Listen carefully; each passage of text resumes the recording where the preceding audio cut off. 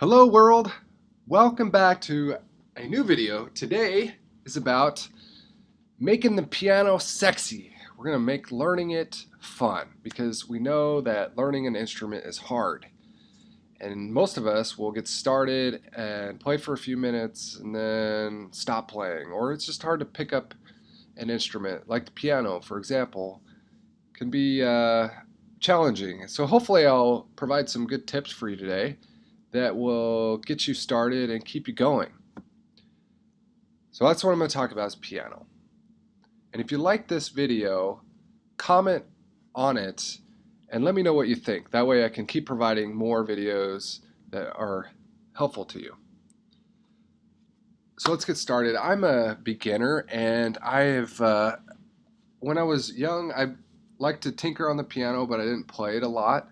But now I'm really getting more serious in playing. And I like music, but just in the past couple months, have I really started to find a deeper appreciation.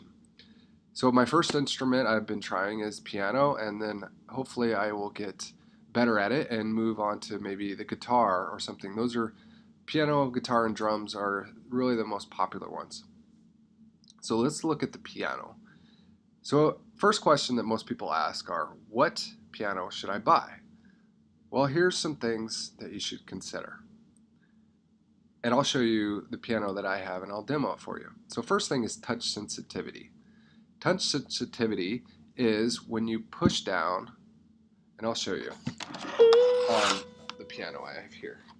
So when you push down, now this one actually is not touch sensitive, but when you push on it, it should be loud or soft. So soft, if you do really soft, and if you did it harder, that's called Forte. So that one I think is really critical because you can make much better sounds with the piano. The next to consider, probably the second most important, is the number of keys. The piano I have here is 49 keys, which gives you 4 octaves. And so this really depends on your matter of choice. If you are playing a full score or symphony, let's say like a Beethoven, then you're probably going to want the full size grand piano, 88 keys. But if you're looking for portability, they make them as small as 25 keys. And this is only about a foot or foot and a half long that you can pack on your suitcase. What I have right now is a 49 key, and if you're just learning and starting out, this might be a good starter, but you might eventually work your way up and get a full size, or maybe even have both. The next thing you're going to want to consider is weighted keys. Weighted keys on digital or Midi there's not very many out there. If you can find one, comment in the video because I don't think there's very many and they're probably pretty expensive. These are just made with springs. So you can see they don't really have a nice cushion feel. So it mostly is for ergonomics, and these you'll find in acoustic pianos. And so if that's really important, then you're probably going to need to get one of those. These are less comfortable, I guess, and it doesn't make a lot of difference on sound, but it will make a difference when you're playing. And then lastly is the pedals. So with digital and Midi, generally you're only going to get one port. So you can see here there's a sustain port for sustain pedal. And that one, what that does is, let's go over the 3 pedals that you'll find on acoustic. So on the left is your sustain port, and what that is inside the piano you have dampers, and when you push on the right or the soft pedal, the dampers will actually push down or pull up. They'll actually stay up off of the strings. There's 3 strings that you're playing. So that's the damper, the left one. The one in the middle, sorry, the one on the left, what it does is when you hit that one, the dampers slide over a little bit to the right, and it actually only hits 2 out of the 3 strings. And then the one in the middle, that one is actually for multiple notes. it will keep all the dampers for any notes that you're playing. So if you're playing a scale or something, that's what that one does. So if being able to do this with your music is important, so you definitely want to take a look at buying different pedals. For a digital one, you're only really going to get the sustain pedal. Now let me talk a little bit about the advantages here with this piano, why you would go with this one over the other one. So here's the three types. So first of all, you have the acoustics. The acoustic piano has been around since it was invented several hundred years ago. Think back in the 1700s. And it has the most original sound that you have. The drawbacks, however, it's very large and it generally is not portable. It'll stay in your home, and it also needs to be tuned. And it also can be expensive.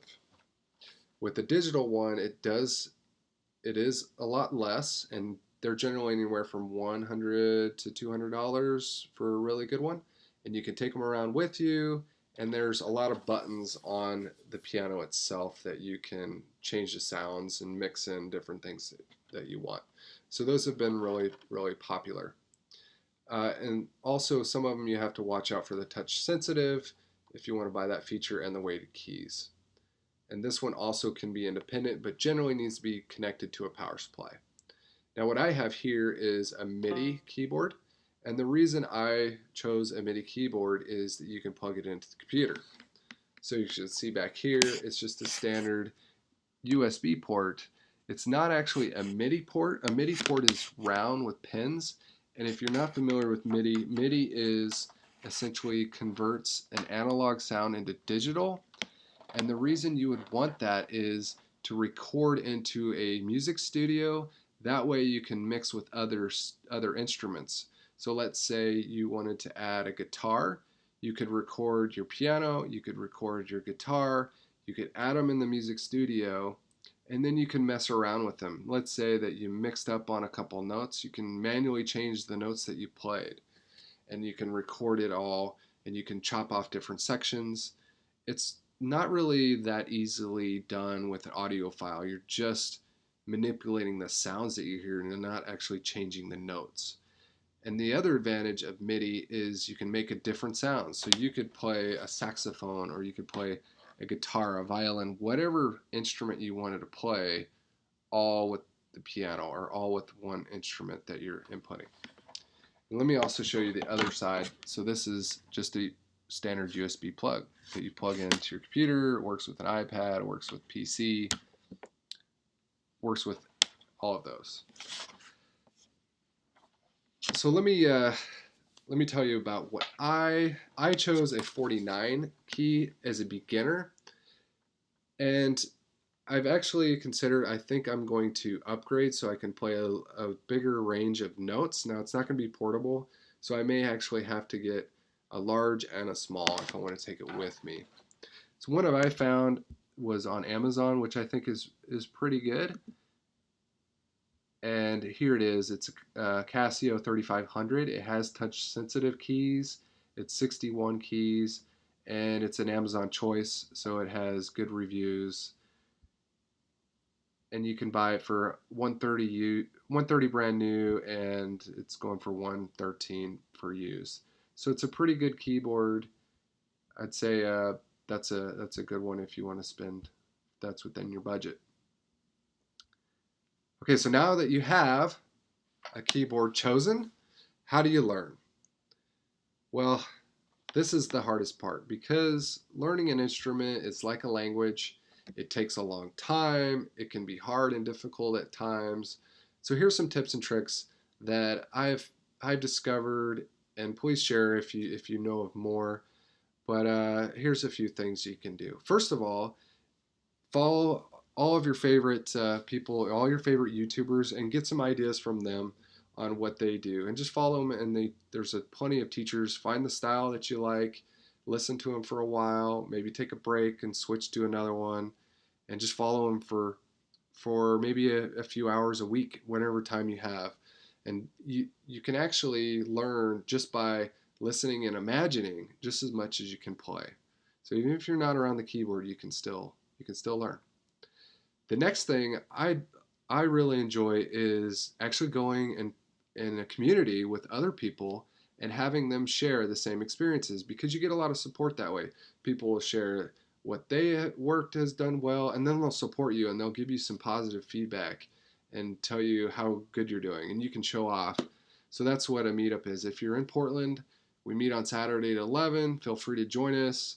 We basically just do exactly this. We demo and we have some fun for an hour, and then we come back and do it again the next week.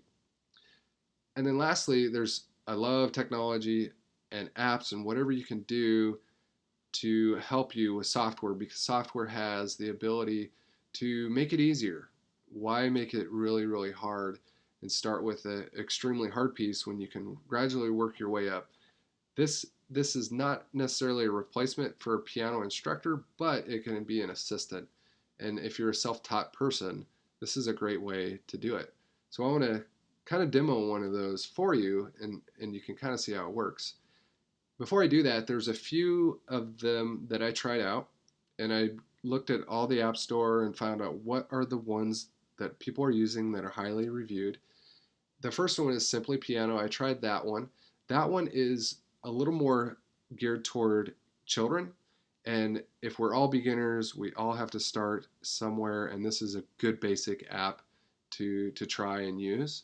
There's a limited feature without paying. So you're going to pay $20 a month to really start to see any difference. The other one is Synthesiza, which I think is really fun. It's kind of like Guitar Hero, where you're playing and what happens is the notes fall down and they'll fall onto your keys and you can play as you go. So this makes it a lot easier than reading your traditional sheet music. So it's very beginning, and you'll eventually want to get your way into sheet music, but at least this is a way to get you enthusiastic about playing rather than giving up. And there's plenty of popular songs out there. They have some built in, and then for $30 you can get the whole package of songs that they have available. And there's plenty of YouTube videos of people out there playing. The next one I didn't really use much. It was kind of clunky. I didn't really find as much intuitive, which was Flow Key, and it was a little on the higher price side. The last one that I found was my favorite, that I hope you all enjoy. I'll give you a demo. It's called Musician. You might have heard of it. It does support more than just the piano. It also has guitar and bass, other instruments that you can play. And right now I'm trying the 14-day trial, and we'll see how it goes. It's $120 for a year. They say $10 a month, but you actually have to pay $120. And what it does best is it gradually gives you tutorials and hands-on, so you're playing as it's instructing you, and it progresses from basic to more advanced. And then it also gives you plenty of songs that you can go out and play that are a ton of fun that you're familiar with. So let's check it out. It is compatible with Mac, PC, iPad, Android. And you can plug in your Midi. You don't even have to have a Midi. It will recognize a regular keyboard. So let's take a look. So up here, to start with, you have some tutorials. So let me show you what a tutorial is. It's a guided lesson. And there's practice, play. Practice really helps you prepare, and then play keeps track of your points, so you have to get so many stars before you go on to the next level.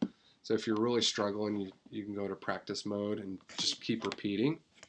So this is going to be very basic, starting at the C.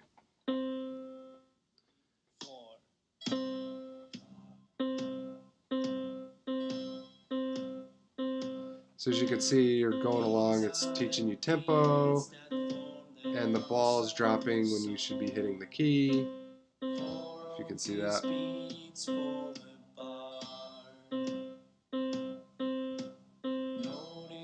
And that's really all there is to the tutorials. They play some basic songs. Here. Okay, and then maybe you're tired of that for a while, you want to take a break. Let's play in a, how about this? Now before I started, I didn't even realize that I could play with two hands, but it really forces you into playing. So a lot of people might say, "Oh, I can't play with two," but it's really not that bad.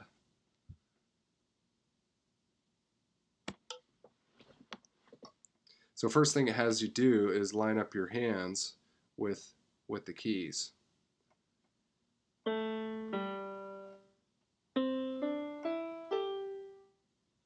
to help you get started.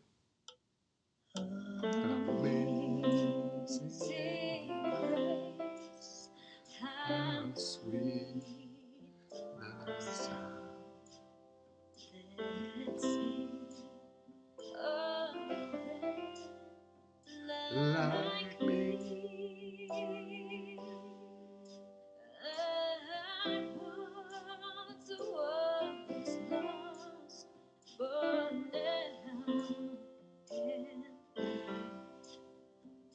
was blind, but now I see.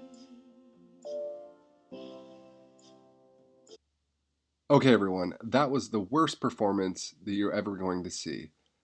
I'm going to blame it on my screen recording software causing a delay, but anyways, I'm just a beginner, so go easy on me.